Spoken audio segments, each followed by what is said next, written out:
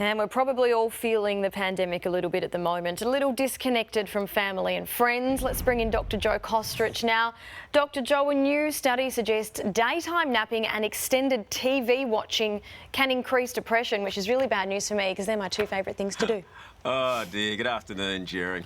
Look, this work's looked at data from over about 100,000 people, mainly from the UK, and examined about 106. It's interesting how they do these things, different factors that either made it more or less likely that you may suffer depression.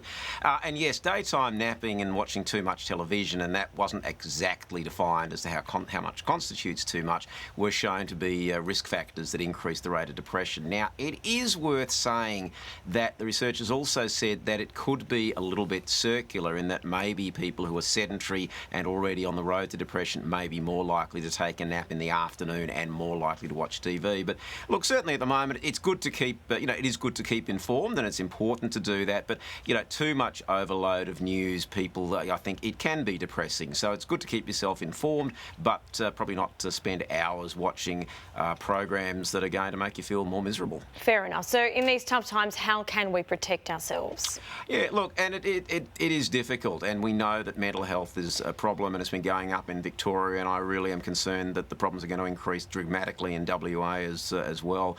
We know that regular exercise is very good for mental health and reduces the rates of depression and anxiety. Sensible diet, not eating too much sugary foods, getting enough sleep, now again, not too much, but getting enough for what your body requires, not having too much alcohol is another factor that matters, and being in touch with family and friends. And this study showed significant, in fact, that the most important factor was social contact with family and friends and confiding in others.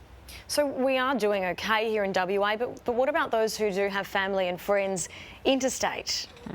Look, these are the forgotten people, and we hear a lot about nobody being dispensable, but we then forget that a large number of people in WA are from overseas or from interstate. The population has grown enormously over the last 15 years, and suddenly to have grandparents cut off from their grandchildren, parents cut off from their children, children cut off from their relatives, that has major implications, and not everybody just has family in WA. So we need to remember that actions also have side effects. So yes, we're fortunate in 2020 we can get on Skype or Zoom or FaceTime and be in touch with people remotely, but it's never quite the same as being in the same room.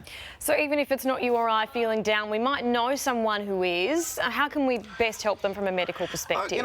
Call out to your friends. The concept of "Are you okay?" is an important one. Yeah. If you think, and also it's if somebody says, "Yeah, look, I'm fine." Look, you can't call them a liar, but sometimes you need to probe a little bit differently.